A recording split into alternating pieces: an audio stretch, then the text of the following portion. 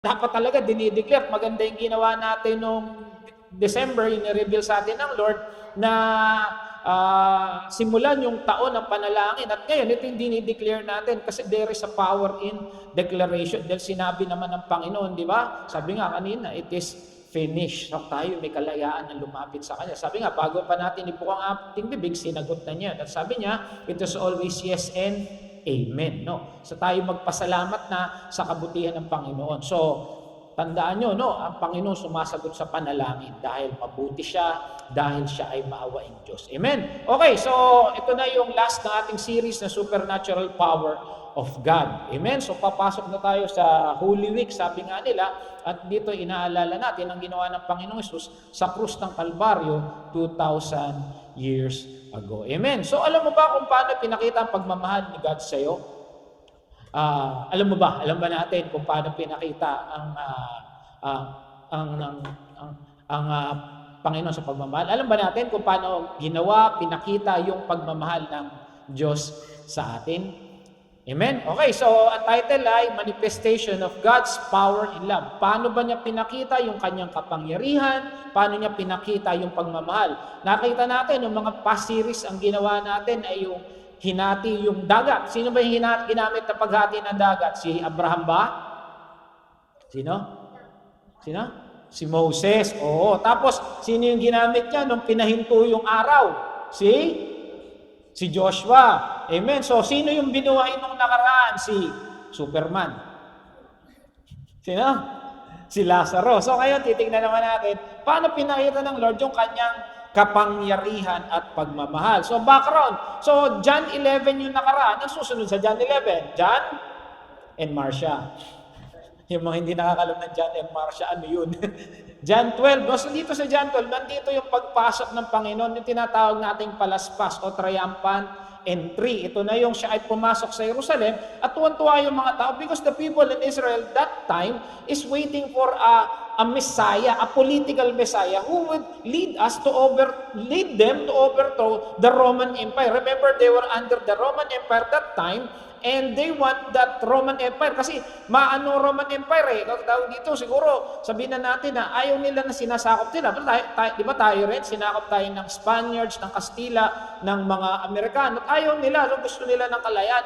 Alam nila may isang darating na maglilid sa kanila. It all points out to Jesus. Kaya nung dumating na si Jesus, sabi nila, Hosanna, Hosanna. Ito na yung Messiah, ito na yung tigapagligtas natin na nagpapakita ng kapangyarihan na ginawa niya si Lazaro. Kumalat yung balitang yon, na kumalat yung pagkabuhay ni Lazaro. Siyempre, pag may ganung balita, marami nagpupuntahan sa Jerusalem at talagang lalong dumami yung nakakita kay Kristo. So yun yung background nun. Okay, so John 12, tanong tayo sa John 12:20 verse 7. May ilang Gregong dumalo sa pista upang sumamba. So kasi pista, kung di ako nagkakamali, Pentecost ito. So kasi siyempre kumalat na yung salita sa iba't ibang lugar ng hindi lang sa Jerusalem. At meron mga tinatawag na mga Greek Christians. Okay, lumapit sila kay Felipe because Felipe or Philip is a Greek name.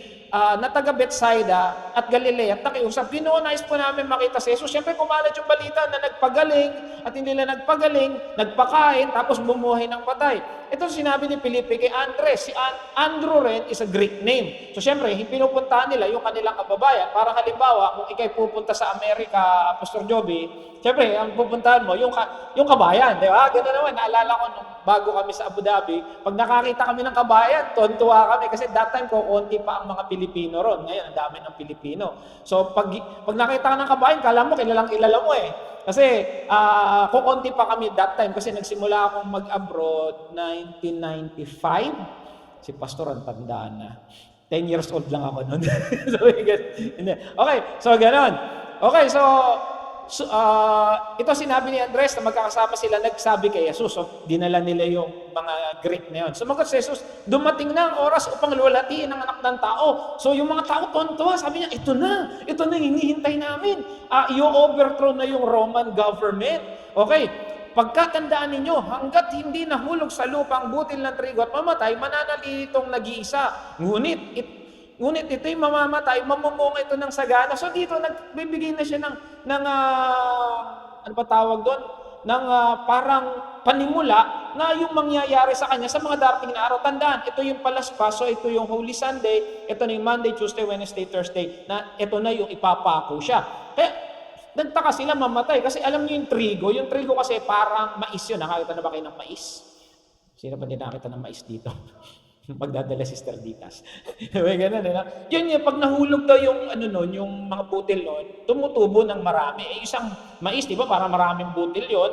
Pag tumubo yun, tumadami. Kaya sabi niya, mamumunga ito ng sagana. Naalala ko, nung nasa seminaryo ko, sabi nila, ang isang buhay daw ng isang mananampalataya na naghayag ng isang misyon sa kung saan-saan man, maraming nakakilala kay Kristo. Kung gaya ng ginagawa natin, we are going to jails, before nga sa BJMP, and in the future, kung lolobin ng Lord, pupunta pa tayo sa ibang lugar, yung isang Kristiyano, namumunga talaga yan. Kasi remember, Christianity is a movement. Kumikilos. Hindi lang tayo nandito sa loob ng church, kundi kumikilos tayo. Yung iba sa eskwelahan, yung iba sa trabaho, yung iba kay Pastor Joby, sigurado ako, nagsishare yan sa mga tricycle drivers niya or kung sa pinagtatrabaho niya. Kasi kumakalat. Ang Kristiyanong totoong may Kristo sa puso, hindi niya pwedeng hindi sabihin yung nasa puso niya. Di ba? Sabi, out of the abundance of the heart, the mouth speaks. Kung alam mo, punong-puno ka ng Kristo, ang lalabas doon, punong-puno ng Kristo.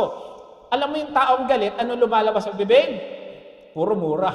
Kasi galit Di ba? Okay. So, ayun nga, ang taong nagpapahalaga sa kanyang buhay ay siyang mawawalan nito. Ngunit ang taong hindi nagpapahalaga sa kanyang buhay, sa digdig na to, siyang magkakaroon ng buhay na walang hanggan. Kung saan sinasabi niya, sino ba yung focus mo? Kung ang focus mo ako, lalo magkakaroon ka ng buhay na walang hanggan. Kung ang focus mo mundo, mamamatay ka. Kasi ako ang daan, di ba? Sabi niya, ako ang daan, ang katotohanan at ang buhay. So, verse 26, ang maghahangad na malingkod sa akin ay sumusunod sa akin. So ito pinapakita ng Panginoong Hesus na if you're really a Christian, that you have said in yourself that you have accepted Jesus Christ in your life, susunod ka sa Kanya. Hindi lang sa linggo, hindi lang pag prayer meeting, hindi lang porke nakasuot ka ng damit na Jesus, Kristiyano ka na. Hindi porke nagpapatugtog ka sa sound system sa kotse mo, Brad Iman na sa kotse, Kristiyano ka na. Di ba ganon? Hindi porke yung mga gamit mo may Jesus pa, umaaten ka rito, Kristiyano ka na. No, the real Christian follows Christ. Sa isip, sa salita at sa gawa. Panatang makabayan. Diba? So, ganun. Sabi niya, sumusunod sa akin. Ano ito maganda? Pararangalan ng Ama ang sino mang God will glorify us. Tama ba yung translation niya sa English? So, basta pararangalan daw. Natutuwa si God, Heavenly Father, sa mga sumusunod kay Jesus at naglilingkod. So, tayo, yung mga ginagamit dito, may marka na tayo kay God. Ito si Estra, nag-worship coordinator na to. Ito si Leo, nag-audio-video na ngayon. Nakikita ng God yan. At natutuwa siya. Amen? Ang linaw, Hindi ako nagsasabi niyan. Natutuwa. Pinaparangalan ng Ama ang sino man naglilingkod sa akin. Amen? And if you're doing this by heart, then God is pleased with you. Amen? Okay. At ako'y nababagabag ngayon. Dito, kanina parang ang ganda ng entrada niya, tapos biglang ako'y nababagabag. Tignan natin sa Greek na nababagabag. Ang sabi diyan, troubled, taratso. Amen? Agitate, to stir. Ginamit ito, naalala ninyo na Panginoong Jesus at nagpagaling ng paralitiko doon sa pool of Bethesda, naalala nyo? Sabi nun, naniniwala raw sila na pag may bumabang anghel at inikot, taratso rin yung ginamit, stir. Ngayon si Jesus daw, sabi niya, nababagabag ako at hindi na ako mapakali. Yung parang hindi mo alam yung gagawin mo, hindi mo alam yung nararamdaman mo, hindi mo alam kung ano yung gusto kung mangyayari. Parang worried na worried siya. Yun yung parang dating yung talagang, hindi siya worried, but in the sense na magulong-magulo na yung kanyang damdamin. Kasi nga sa mangyari, okay. Ang tanong, bakit siya natatakot? Ito na, medyo seryoso tayo ngayon dahil alam naman natin na ito ay Holy Week. Okay, so bakit nababagabag si God? Ito ang sabi niya. Ama, huwag mong hayaang sumapit sa akin ng oras ng paghihirap. Si Jesus tao, tandaan, sa mga nag-aaral. Diba? He is 100% God, 100% man. Anong tawag sa theology? Hypoallergenic tender care. Hypostatic union. Sabi dito, ako ayaw niya kasi tao siya. And Jesus is the Alpha and the Omega. He is a person, di ba last time nakita natin na siya ay nag-pray, na siya ay umiyak. dahil nalungkot siya nung nalaman niyang namatay si Lazaro, tandaan na siya ay tao, umiiyak siya, nababagapag, nalulungkot, nagagalit. Di ba? So ngayon talagang he's agitated kasi alam niya yung mangyayari. Sabi niya, wag mo. Sabi niya, Lord, Ama. Tingnan pa natin to. Ang tawag niya kay God, Ama. So there is a relation. Kasi Ama ang tawag niya. Sabi niya, wag mo naman akong pagdaanin sa paghihirap. Kasi alam niya yung mangyayari. He is God. He knows what will happen next. Pero sabi niya, hindi. Inanon niya yung sarili niya. Sapagkat ito ang dahilan kung bakit ako naparito. Ang linaw, no? Kaya mangyayari ang Semana Santa. Kasi yun yung dahilan. Kaya bumaba si Jesus. Kaya nangyari, ang pagdating niya rito, hindi lang siya para ipaanganak at kumanta ng Joy to the World, kundi ito yung katuparan ng Christmas. Di ba? Naalala ninyo? Kaya may Christmas kasi merong Holy Week. May mahal na araw. Kaya may Pasko kasi may mahal na araw. Sabi niyo, sapagkat itong dahilan ba't ako narito? Upang danasin ang oras na to. God, on His physical form, on His physical appearance, ayaw niya kasi matindi yung dadaanin niyang hirap. Ano tawag doon? Ano pa tawag doon? Yung sa isip niya, naguguluhan na siya. Parang ganito yan. Halimbawa, yung nanay mag-a-abroad. 3 yung anak niya, maliliit pa, natanggap siya. Yung asawa niya, patay na. Mag-Hong Kong siya para maging katulong. He is torn between going to Hong Kong and being with his family. Parang ayokong pumunta kasi yung anak ko may iwan ko. Pero kailangan kong pumunta kasi kawawa sila. Parang ganun o mas matindi pa ron. Tignan natin, no? Upang danasin ang oras na to. May sinabi si Matthew sa 26:42. Muli siyang lumayo, nasa Garden of Gethsemane. Ama, kung hindi po maaaring may alis ang kopang ito, malibang inumin ko. Sabi niya, 3 times pa to, di ba naalala niyo? Pwede ba, Lord? Ama tawag Ama. Father, baka pwedeng wag na. Kasi alam niya yung mangyayari. Alam niya yung mangyayari sa kanya sa mga susunod na oras, araw at sandali. Sabi niya na maaaring mangyayari sa akin. Pero, mangyari na ang yung nakita natin naglalaban yung kanyang pagiging tao. Kasi alam niya yung dadanasin niya. Amen? Ngayon, yung sabi sa Luke 22:44, ito na yung siya ay nanalangin sa Garden of Gethsemane. Sabi dito, and being in anguish, he prayed more earnestly and his sweat was like drops of blood falling to the ground. Yung agony, yung anguish, yung struggle, nag-i-struggle na talagang. Sabi ng mga siyentipiko, pag daw ikaw ay talagang matinding pinagdadaanan mo, sobrang lungkot, sobrang hirap nung dinadanas mo, yun daw minsan pawis mo, nagkakaroon ng dugo. Ang tawag doon, kung di ako nagkakamali, hematidrosis. Di ba? Yung hema kasi, parang dugo yan kung hindi ako nagkakamali. Sa Latin, di ba yung hemorrhoid? Hematidrosis. So yun yung kanya, doon ka siya ay nagpe-pray talagang, Lord, baka pwedeng wag na. Ilang beses kaya sinabi? 3. Diba sabi, pag more than 2, pag pinuulit, importante. So sa puso niya, bilang tao, importante na wag na, kasi masakit. Amen? Kaya eto na, anong klaseng paghihirap pa yung dadanasin niya? I'll give you three reasons kahit niya ayaw. Bakit siya nahihirapan? Bakit siya nasasak? Bakit siya nag-aagaw yung pagiging tao niya? Yung physical torture.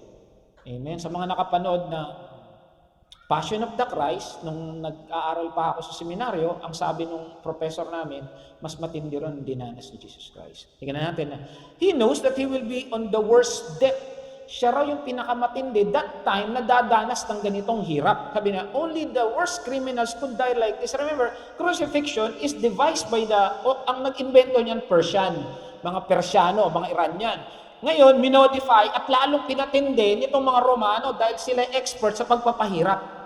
Gusto nilang parusahan to kasi dumadanas lang talaga ng crucifixion yung sobrang samang tao. Sa atin sa panahon natin, yung mga may heinous crime, yung mga nagre-rape ng 1 taon, yung mga nagbebenta ng droga, yung mga talagang masasamang tao. Yun ay parusa sa ganito, yung crucifixion. Tapos dito, pinako siya, yung iba daw sa kamay lang, iba raw sa paa lang. Pero Jesus, ipinako sa kamay at sa paa. So imagine niyo and before that, nilagyan siya ng corona. So dito pa lang sa ulo masakit na. And before that, he was scourged, yung kay Pilato. Naalala ninyo? Yung nung siya ay hinagupit, ang sabi nila, may batas daw ang mga Hudyo na 40 lashes lang, 39 minus 1, kasi yun lang daw ang pwedeng gawing hampas. Mga kapatid, sino ang humampas kay Jesus? Hudyo ba? O Romano? Romano. Hindi siya Hudyo. Kung Hudyo humahampas diyan, 40. Hindi yan eh. Ang humpas na ginawa sa kanya, magpapahirap talaga. At naalala ko, hindi ko lang nailagay, yung ginagamit ng mga nagpipinitensya ngayon, di ba ang gagawin nila, susugatan lang nila. Tapos, papaluin lang ng parang bilog, parang pinapamaga. Siya hindi, may sima. Hindi ko lang nailagay. Pag yan tumamas sa'yo, tanggal ang laman mo. Imagine niyo yung hirap. At hindi lang isang beses ginawa yun. Kaya nga sabi, halos luwag na raw yung likod ni Jesus nung siya ay binitawan ni Pilato. Tayo nga lang, matusok lang ng karayo, masakit na eh. Mapasok nga lang sa ayoko na sakit. Diba? Yun, isipin niyo yun. Nakalaki. Sumima sa'yo. May lamang sumasama. Alam niyo yung sima? Sino na nakapangisda rito yung gano'n? Ang sakit nun, natusok ako nun eh. Kasi pag hindi mo matatanggal kasi di ba yung yung isda? Si Ezra, di ba nakaano ka na ba, namingwit? Kasi yung sima, yung hook na yon, merong parang lock yun, di ba? Para pag gumalaw man yung isda, hindi siya pag piglas, ganun yung ginamit kay Jesus, na pag ganun, may sasama. Kaya masakit. At ito lang nilagyan siya ng pako, big nails, 15 to 20 cm. Yung isang ruler, ilang cm? Ilan? 12 inches. 30 cm. So imagine mahigit sa kalahati ng ruler yung pako na ginamit kay Jesus. Amen? And it was pointed, 6 cm daw yung pinakatip.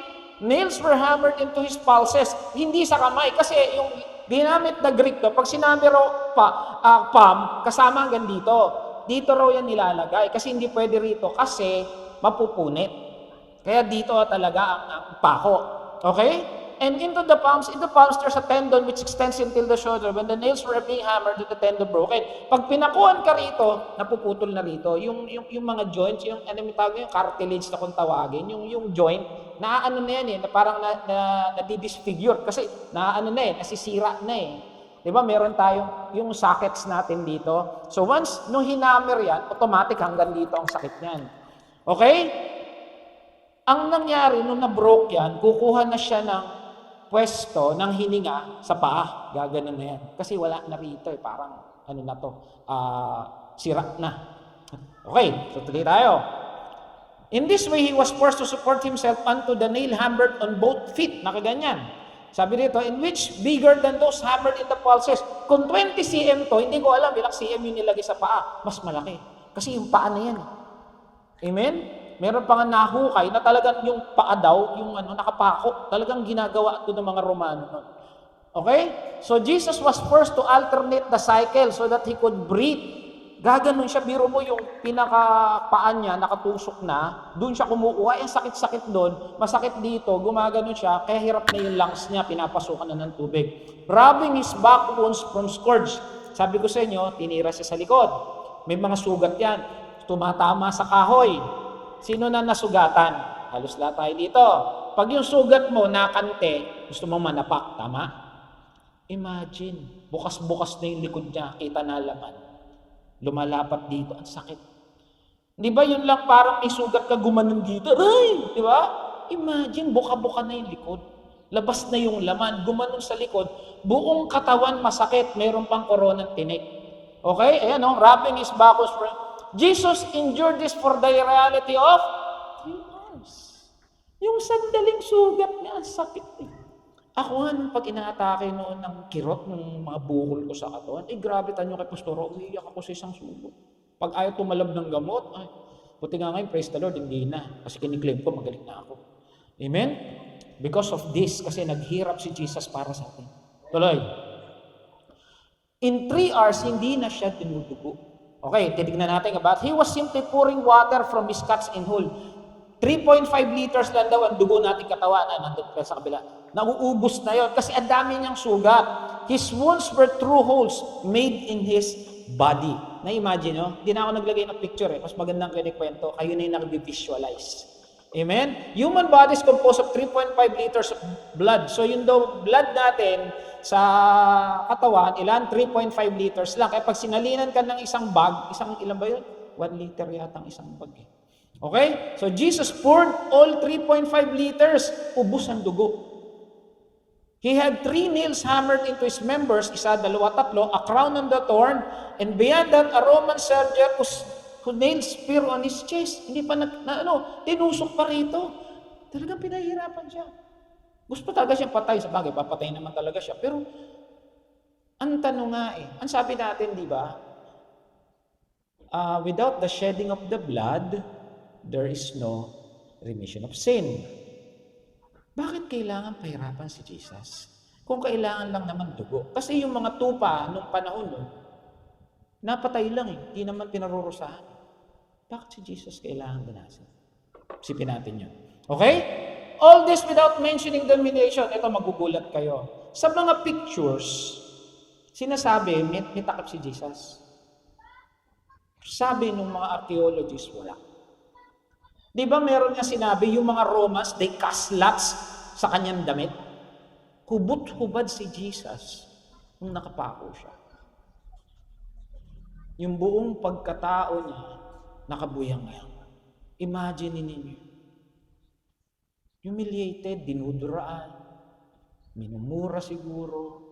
The same people who welcomed him during his triumphant entries, the same people who's cursing him, nakita nyo? Yung sumalubong sa kanya na nagpapalaspas, yun din yung mga taong nagmumura sa kanya at nagdudura. Sino yun? Tayo yung minsan Tayo yung praise the Lord, hallelujah, pag nagalit, nagmumura. Tayo yun. He passed after carrying his own cross, almost 30 kilos, while the crowd spat on his face and threw stones. Hindi pa sila natutuwa. Binabato pa siya. Ano ba kasalanan niya? Pero ang sabi ni Jesus, kailangan mangyari ito. Kasi ito yung dahilan, kaya ako bumaba sa mundo. Amen? So that's number 1. So imagine the horror. Minsan nga, sabi nga ng prof ko, panoorin nyo rin minsan yung Passion of the Christ para makita nyo kung gaano tayo minahal ni Kristo. Pero sabi niya, yung totoo daw, based on archaeological evidences, based on the writings of Josephus o yung mga nauna pang historians, ay mas matindi yung dinanas ni Jesus. That's number 1, physical torture. Number 1, a pain of abandonment. Iniwan na ba kayo ng mahal nyo? Yung nabasted, may nabasted na ba rito? Parang ako lang yata. Tawa ka, Tara. Ikaw Ang sakit kaya, o kaya yung mahal mo, bigla kayo pagpapalit, sakit nun. Una, masakit na ang kanyang buong katawan, hindi lang masasakit, he's in agony. Pangalawa, tingnan niyo yung mga kaibigan niya, nung nagpunta sila sa Garden of Gethsemane, sino sinama niya? Si Peter at yung dalawang anak ni Zebedee, sino yun? Si James and John. Bakit yung sinama? Kasi yun yung hindi mo namin best friend. Ito yung kanyang mga frontliner, tama? Yan yung lagi nakasama niya sa Transfiguration, yun ang kasama niya. Nung pumunta siya ng Santa Maria, yun ang kasama niya. Hindi masyadong, alam niyo yung pinag-aaralan ko, ito naiyak ako. Tapos sabi niya, sinama niya, sabi niya, to be sorrowful and troubled, sabi niya, nagsasabi na siya, my soul is overwhelmed with the sorrow to the point of death. Hindi ba nangyayari yun? Malungkot na siya. Kasi alam na niya, ito malapit na Kumbaga ikaw yung sisinya elektrika. Di ba wala pa yung sisinya elektrika, parang patay ka na? Ganyan yung dadanasin niya O kung kayo napunta na sa korte, yung wala ka pa sa korte, sa sarili mo nililitis ka na, naiihi ka na. Subukan yung pumunta ng NBI, makita ng system, may hit ka. Ganun. Ano sabi niya? Stay here and keep watch of me. Ano sabi? Bantayan niyo ako kasi nalulungkot ako. Ano ginawa? Found them? Ginising pa nga niya yan Kumbaga sabi mo sa mahal mo, bantayan mo ako Tapos nakita mo, tinutulugan ka lang. Hindi pa man, ina-abandon na siya kasi ito naman tatlo, walang kaalam-alam sa mangyayari sa kanya. Pag nalulungkot ka, sinong gusto mong tawagan? Di ba yung mahal mo? Pag may dinadanas ka, gusto mong katabi, di ba yung alam mo, yung magulang mo, hindi man yung kapatid mo, yung best friend mo, kung may asawa ka, syempre yung asawa mo. Tapos tutulugan ka lang. So, siguro sabi niya, ano ba kayo? Kaya ako nga kay sinama kasi nalulungkot ako eh. Tapos tinulugan niyo lang ako. Pangatlo, yung paghiwalay niya sa ama. Ito siguro masakit. Ang sabi diyan, di ba, he was totally separated from God that time. Sa Mark 15:34, ito na yung, sabi niya, Eloi, Eloi, lema sabachthani, yung sabi niya, my God, why have you forsaken me? Ano tawag niya kay God? Pag kanina, ano sabi niya? My Father. Pero dito, tinawag niya God. Nawala yung relasyon. Naputol. Bakit? Dala niya yung kasalanan ng buong mundo. Because Jesus was separated from the Father as He carries the weight of our sin. Sabi, Jesus went to all of this kasi mahal niya tayo. Nung nakapako siya sa cross, yung init ng ulo natin, yung yabang natin, yung kasinungalingan natin, yung ating mga kataksilan, yung ating pagmumura, yung ating mga hindi ginagawa, pinako sa krus kasama niya. Kaya kasalanan ng buong mundo, dala-dala niya. Kaya si God hindi makatingin. Hindi siya. Kasi bakit? God is holy. At dala-dala mo, puro ikaw kasalanan. Him who knew no sin became sin. Kaya sabi niya, my God, bakit mo ako kinalimutan? O kaya yung tatay mo na mahal ka, tapos bigla kang iiwan sa ere, yung asawa mo na bigla ka nalang ipagpapalit. Okay, nahuli mo yung asawa mo ng bababae. Tapos nung inaaway, dumating yung asawa mo. Ikaw yung sinampal. Bakit mo siya inaaway? Di ba pa? Nasaktan ka na physically. Nasaktan ka pa emotionally. Bakit ako? Ako asawa mo eh. Ayoko na sa'yo. Mas matindi. Nakikita natin. So, una, yung physical torture.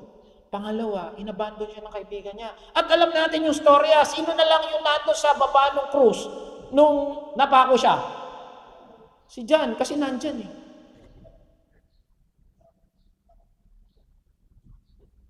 Siya lang. Isa lang yung natira si John, tsaka yung nanay niya, tsaka yung mga babae. Lahat aduwag. They abandoned him. At yung tatay niya, na close siya, no sin, nawala. Kaya sabi niya, kung pwede ba pagpahirap na ito, huwag na.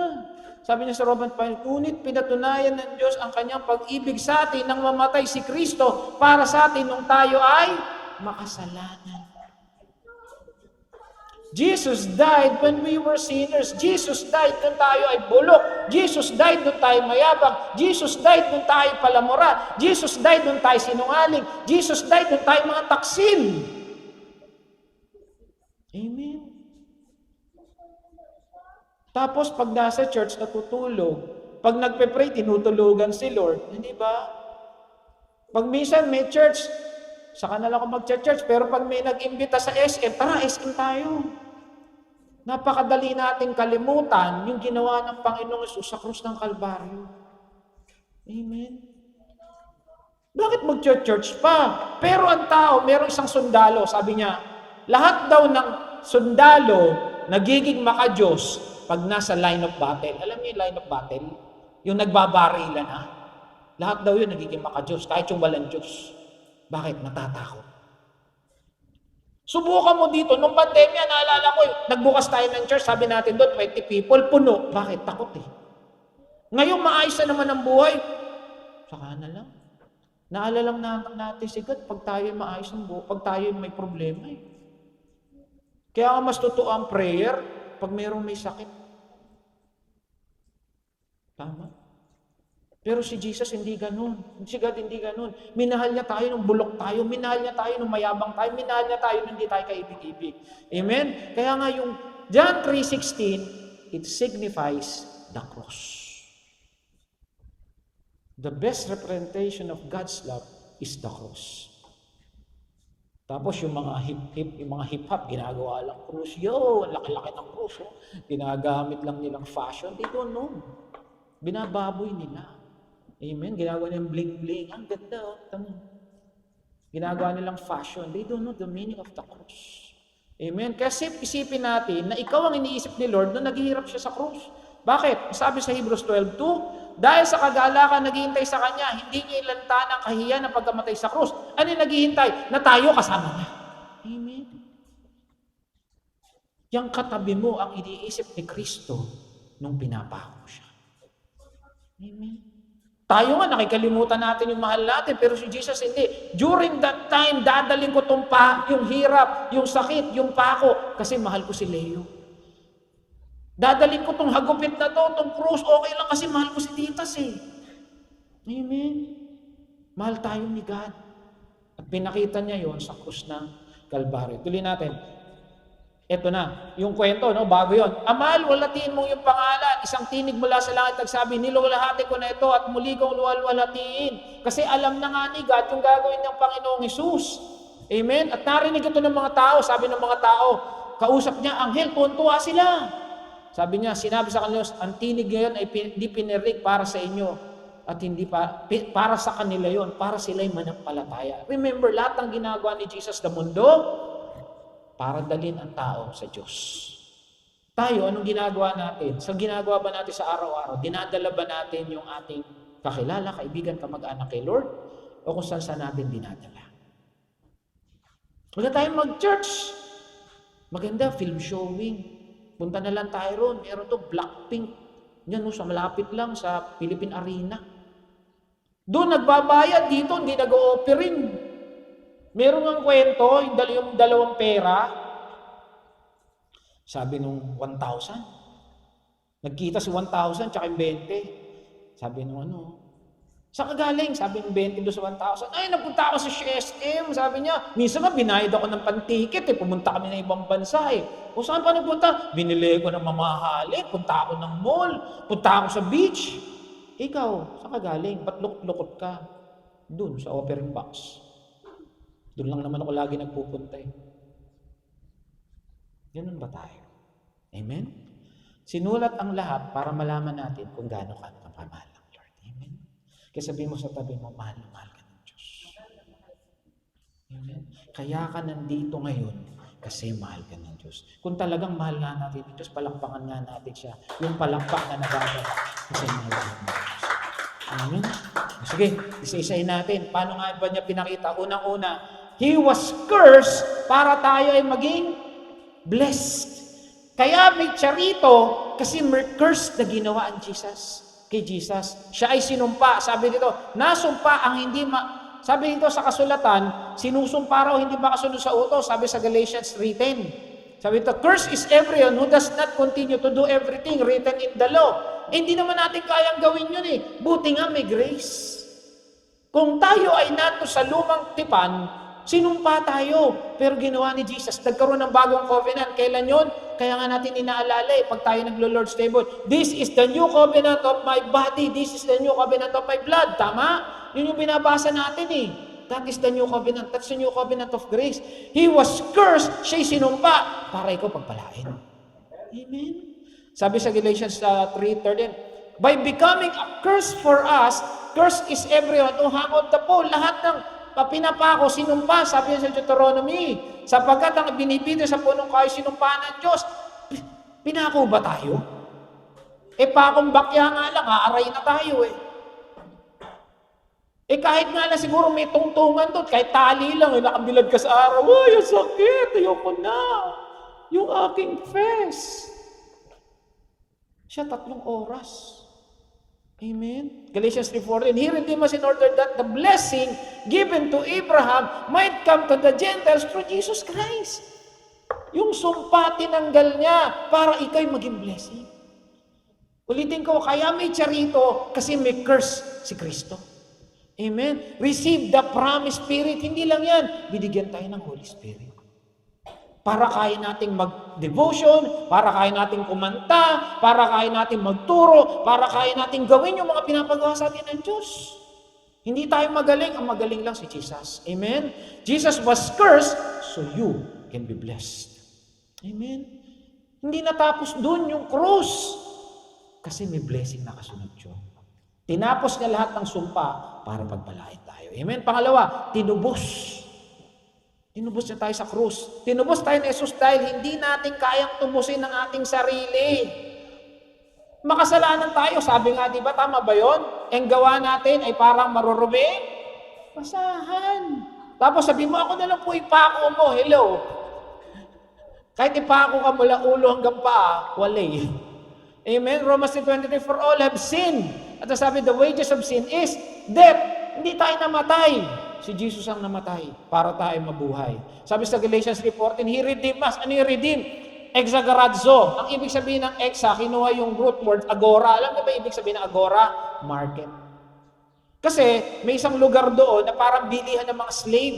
Binili tayo. Ayan, sabi to buy out. Binili uli tayo yung kasama natin, binayaran niya. Amen? Kasi noon uso bilihan ng mga katulong eh. Binili rin niya uli tayo. He redeemed us kasi hindi na tayong tubusin. Have canceled the charges of legal indebtedness. Pati yung legal aspect dun sa law. Kasi mayroon mga bayad sa law eh. Kaya sabi niya, nailing it on the cross. Lahat ng kasalanan dinala, kaya ayun, masakit. Canceled, exapaletso, blot out, obliterate, wipe out, pardon. Amen. Tinanggal ni Jesus lahat. Yung ating legal case. Biro mo, may kaso pala tayo kung batas ang pagsisimulan. Batas kasi yung law, di ba? Yung law of Moses. Para tayo magkaroon ng kalayaan. Amen? He redeemed us, sabi sa Colossians 1:20, making peace by blood, by His cross, of His cross. Without the shedding of the blood, there's no remission of sin. Kaya tumulo yung dugo para maligtas. Pero ang tanong, bakit kailangan siyang pahirapan? Kung kailangan dumugo, tama na isang dugo. Pinirapan siya eh. Kasi dala niya yung kasalanan ng sanlibutan. Amen? Jesus redeemed us with His blood. Binayaran tayo with His most precious blood. He became an obedient servant. Kasi tayo, hindi tayo masunurin. Minsan napipilitan lang tayo mag-church. Minsan napipilitan lang tayo mag-pray. Kaya nga, it's only by His grace kasi hindi natin kaya eh. Adam disobeys. Jesus obeys. Amen? Sabi dito sa Philippians 2:6-8, being in nature with God, He became the nature of a servant. Being made in human likeness, siya ay Diyos, naging slave. And He became obedient to the death of the cross. Hindi lang siya naging slave, naging masunurin siya para ipako sa krus. Para parusahan. Sino dito papayag? Sabihin ko, oy, Pastor Javi, magpapako ka, bahala ko sa buhay mo. Hello? Hindi na ako mag-church. Pakong bakya kita dyan eh. Diba? Ganun tayo. Pero si Jesus, sabi niya, nag-aagaw yung sarili niya kung susundin niya, pero hindi. Pero sabi niya, hindi, ito yung dahilan dahil ako'y pumunta sa mundo para iligtas tayo. Amen? Sabi dito sa Isaiah, binugbog, pinahirapan. Wala man lang nagtanggol sa kanya. Siya'y pinatay dahil sa sala ng sangkatauhan. Kung kay tao, kasama ka dyan. Maliban lang ikay unggoy. Amen? Sangkatauhan.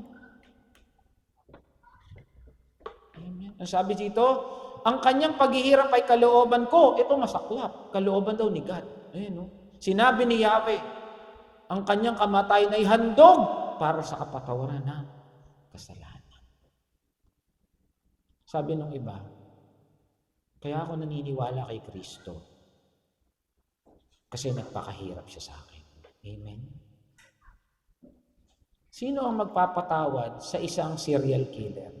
Sino ang magpapatawad sa isang nang-rape ng isang taong bata? Sino ang magpapatawad kay Hitler na pumatay ng napakaraming tao? Siguro si Hitler kung humingi lang ng tawad, di ko rin alam. Papatawarin ng Lord yan. Kasi binayaran na niya lahat eh. Nauna yung bayad bago sa kasalanan. Kaya pag ikaw humingi ng tawad na taos sa iyong kalooban, sabihin ni Lord, pinatawad na kita anak. Sabihin mo, pinatawad ka na ni Lord. Amen. Sabi sa Exodus, ito masakla pa pala. Nakita ko sa Exodus 21. Jesus was betrayed for the price of a slave. Magkano siningil ni Judas para siya pagkano lo? 30 pirasong pilak. Alam nyo, para saan lang yon? Ano binibili nun? Sa Exodus 21, kung ang alipin ay napatay ng suwag ng amo ng alipin, babayaran ng may-ari ng baka. Halimbawa, yung alipin namatay dahil sa sinuwag ng isang baka. Yung nakasuwag na may-ari, kasi di ba, halimbawa, alipin ako, nasuwag ako ng baka. Yung may-ari ng baka, babayaran yung abo ko. Alam niyo magkano? 30. Di ang halaga ko lang pala, 30. Kasi katulong lang ako. Pumayag si Judas, 30 pieces. And tingin niya kay Jesus, slave. Grabe, no? Grabe naman yun. Pumayag na siya, sige. Okay na ako sa 30. Kasama mo, ang tingin sa'yo, katulong, slave. Okay na ako, sige. Tirahin ko na yun, kahit 1,000. Di ba ngayon, may mga hitman, 1,000, papatay. Wala namang silbi sa akin ang buhay niya. Ganun. Ito matindi, ang tingin niya kay Jesus, slave. Kasi yun lang kabayar lang pala na slave eh. Paano ginawa mo lang 1,000? Kasi teacher siya eh. So nakita niyo no, yung kulay ni pangalan niya? Pamutan ko na, Judas. Kaya nga sa jeep eh, Judas na pay. Diba? Ang grabe, nung nabasa ko, grabe naman itong taong to. Yung may laman man lang 1,000. Ibig sabihin, nang tingin niya lang kay Kristo, all of the while, kahit kasama-kasama siya, ganyan ka lang. May kaibigan na ba kayong ganyan? Ingat kayo. Amen? Siya nga kasama na niya, tinuruan na niya ng 3 taon eh. Pero tingin na sa kanya ganyan. Sige, turuan mo ko. Pag nagkataon ako, yari ka sa akin. Grabe, no? Ganun kasama ang tao. John 1:20. The next day, John saw Jesus coming toward him. Look, the Lamb of God who takes away the sin of the world. Amen? Tingin na nga niya, ito mga pangitain na to na siya ang magbabayad ng ating kasalanan. Jesus becomes slave for you to be chosen. Diba? Sabi sa atin sa 1 Peter, we are the chosen generation. Samantalang siya walang kwenta sa mata ng kanya mismo alagad. Sana naman kayo, gwapo tingin nyo sa akin. Amen, Kristo. Bigyan ng jacket yan. Amen. Pangapa, malapit na tayo matapos. He becomes sinful for you to be righteous. Naging makasalanan siya. Sabi nga sa 2 Corinthians, He made Him to be sin so that we become the righteousness of God. Nagkaroon ng exchange sa cross. Amen? The great exchange. Yung kasalanan mo, dinala niya para yung blessing niya mapunta sa'yo. Kaya nga tayo pinagpala eh. Kaya nga tayo ano ba tawag sa Tagalog ng righteous? Makatuwiran ba? Ha? Banal, o yan, holy, o parang ganun na rin. Biro mo yung kabanalan niya, yung blessing niya, dinala niya. Binigay sa atin. Yung kasalanan mo, dinala niya. Amen? Ganun siya tayo kamahal. Ganun kanya kamahal. Tapos pag nasa church, tinatamad ka pa. Tinatamad pa tayo, kasama ako doon. Ganun tayo mag-church. Yun din naman makikita natin. Papagalitan lang tayo. Tutulugan lang natin yan. Tapos hindi na tayo. At least nag-church. Amen? Huwag na tayo mag-aral. Okay na yan. Okay? Isaiah 53:4. Tunay niyang inalis niya ang ating kahinaan, pinagaling niya ang ating karamdaman, subalit tinakala natin ito'y parusa ng Diyos sa Kanya. Ngunit sa ating kasalanan, kaya siya nasugatan. Siya'y binugbog dahil sa ating kasamaan. Tayo ay gumaling dahil sa pahirap na dinanas niya. Remember, we were healed. Sama mo na lahat, physical, spiritual, emotional. Kaya mga kapatid, ang tunay lang nating kagalingan kay Kristo matatagpuan. Amen? Kahit anong sugat ng nakaraan, kahit anong sugat na iniwan sa iyo ng kahapon, kayang pawiin ni Kristo lahat yan. Bakit? Kasi alam niya paano masugatan. Alam niya paano masaktan. Alam niya paano mahirapan. Kaya pag ikaw nagdasal sa Kanya, Lord, hirap na ako sa buhay ko ngayon. Sabi niya, anak, kung mag-alala, dinanas ko na yan. Ganito gawin natin. Kaya kaya nating lumapit kay Kristo kasi alam na niya yung pinagdadaanan mo at pagdadaanan mo pa sa mundong to. Kasi dinaanan niya lahat yun. Wala nang masasakit at hihirap pa sa dinaanan niya. Amen? Sabi nga, kaya siya naghirap para malaman na niya kung gaano kasakit yung dinadanas natin ngayon. Amen? Kaya sabi dito, tayo gumaling at sa hampas na kanyang mga tinanggap. Kaya alam niya, kaya mga kapatid, no, kung may pinagdadaanan kayong pagsubok, may problema ka sa anak mo, sa asawa mo, sa pamilya mo, sa mundo, sa trabaho mo, unfair sa iyong mundo, sabi mo, Lord, itong mga taon to, hindi ako pinapansin. Sabi niya, anak, huwag kang mag-alala. Ako nga, 30 pesos lang halaga ko. Kaya kanya i-comfort. Why? Siya nga, dinanas niya yun. And He is God. Colossians 2:13, when you were dead in your sins and in uncircumcision of flesh, God made you alive with Christ. He forgave all. Sa Greek niyan, past. Ibig sabihin, pinalayas na. All, lahat. Sabi nga, past, present, and future. Hindi ito lisensya para magkasala. Pinapatunay lang yan. Na nung tinanggap mo si Kristo, alam na niya maaari magkasala ka pa. Binayaran na niya. Amen. Hindi sinabi magkasala ka ng paulit-ulit, hindi ganon. Hindi mo tinanggap si Kristo nun. Pero ibig sabihin lang yan, binayaran na niya. Sabi nga, no, the Lamb of God who was slain before the foundation of the world. Nauna sa mata ni God, pinatay na siya, pinirasahan na siya. Hindi pa tayo pinapanganak. Nailing it on the cross. Kaya mga kapatid, no, when we see the cross, tingnan natin yung parusang ginawa para lang tayo maligtas. Amen? Jesus nailed your sin on the cross. And lastly, He saved us from hell. Hindi tayo biyahing langit. Biyahing impyerno tayo, sa totoo lang. Sabi dito sa Psalms 86:3, and thou hast delivered my soul from the lowest hell. May pinakamalalim pa palang impyerno. Hindi pa ako nakapunta ron, at ayokong puntahan yun. Lowest eh. Ibig sabihin, may stage pa pala yan. Dapat doon tayo sa pinakamailalim.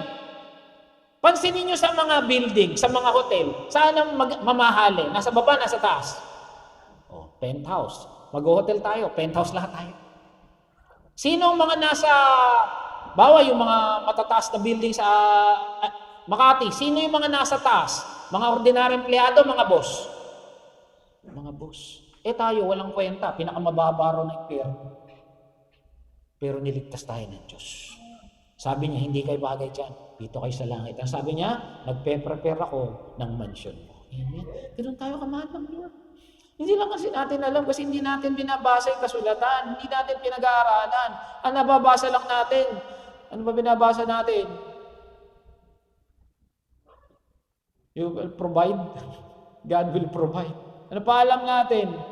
Yung may favorite ng mga Kristiyano, yung my plans for you is to prosper you, not to harm you, but a plan to give you good hope in the future. Hanggang doon na lang ba tayo?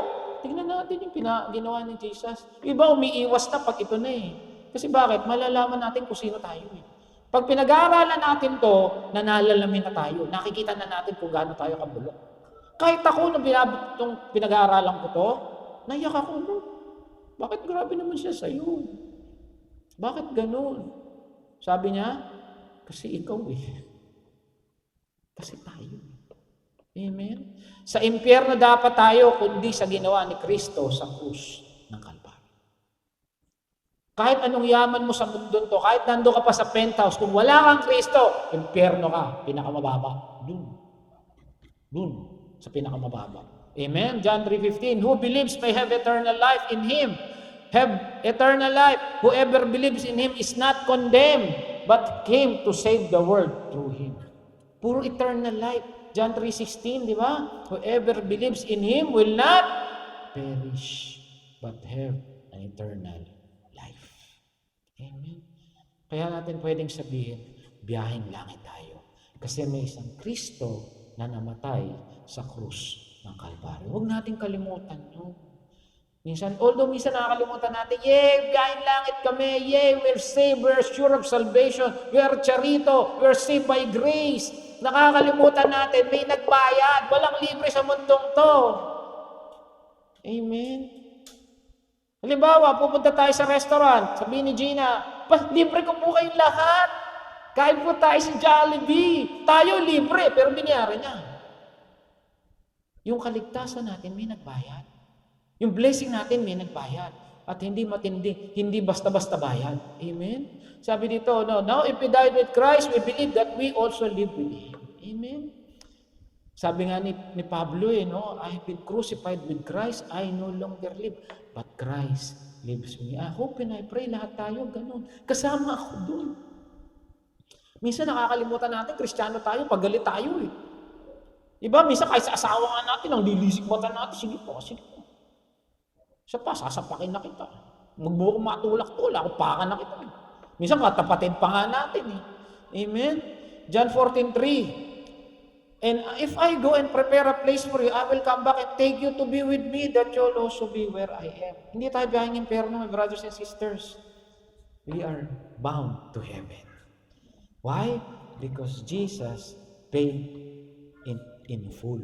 Amen? Sabi nga niya, tetelestai, it is finished. Hindi mo kailangan maglakad mula rito hanggang Quiapo. Hindi mo na kailangan na magpapako, magpenitensya, kagaya nung gagawin na ng mga iba. Kawawa yung mga yun. Ano?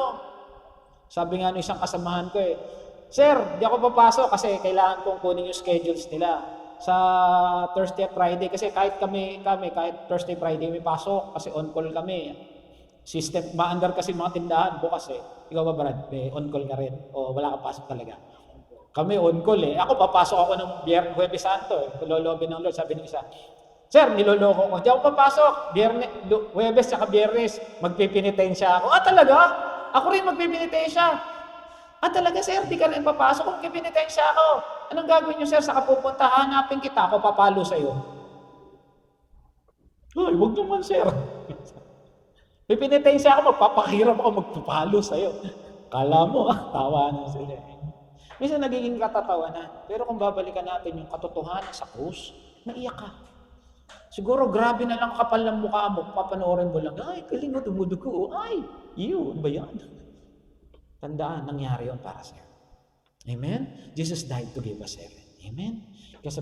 Kaya nating sabihin, biyaheng langit tayo. Amen? Kasi may Kristo ang nagbayad para sa atin.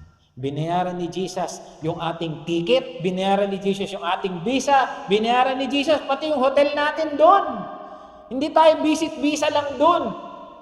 Permanent resident tayo ng heaven. Amen? Yung iba inaasam lang, gusto kong maging permanent resident ng Amerika, ng Canada. Hello? I'm a permanent resident of heaven. Amen? Hindi lang yun, permanent resident ka, may bahay ka pa naghihintay doon. Sabi ni Jesus.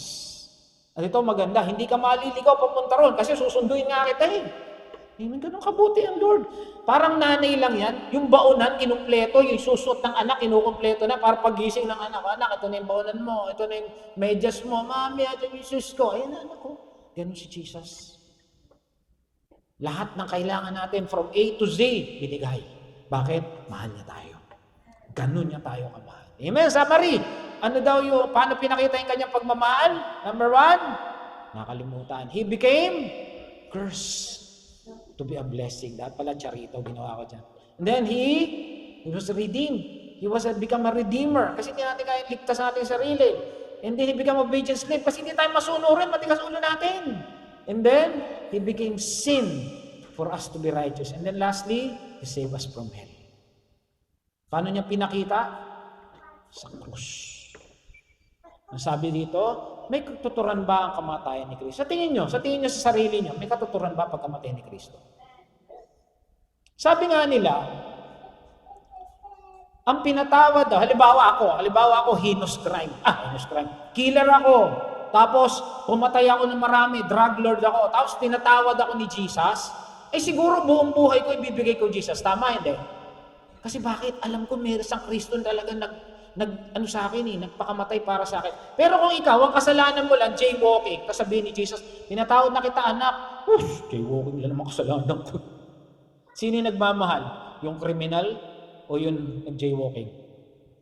Kriminal. Amen? Kaya minsan tayo, akala natin mabait tayo pero hindi nyo alam, bulok tayong lahat. Meron isang kwento, may isang professor. Etong professor na to, atheist. Alam niyo atheist? Yung matamis. Hindi naniniwala sa Diyos. Nakarating siya sa isang isla sa Fiji Island. Tapos, nakita niya ron, meron school, Christian school. Meron doon, Christian hospital. Pero totoo naman, karamihan ng mga hospital at saka mga eskwelahan na nagtatag dyan, Kristiyano Yung mga pangalan, yung mga UST, di ba? Christian pa rin, in a sense, kahit nasabi natin mga Catholics yan. Pero they started Because it's the name of God, di ba? Kaya nga may mga karamihan ng universidad sa buong mundo ng mga sikat, puro mga praile, ang mga ano yan, mga pare ang ginamit. Ngayon nakita niya, puro Christian. Tapos, sabi niya doon sa, nakita niya yung pinaka-cheap ng island. Alam niyo, wala namang kwenta yun, pinaglolo ko lang kayo ng mga yan. Hindi naman totoo yan. Sabi ganyan, yung mga apostol-apostol na yan, lalo na yung Jesus na yan. Huwag kayong maniwala dyan, kathang isip lang yan. Nagulat ngayon yung chief, matanda na yun. Siya yung dating leader ng tribo. Ngayon, modern na sila kasi nga naging Christian na sila. Tapos sabi niya, tara anak, sama kita doon sa aming dating bahay.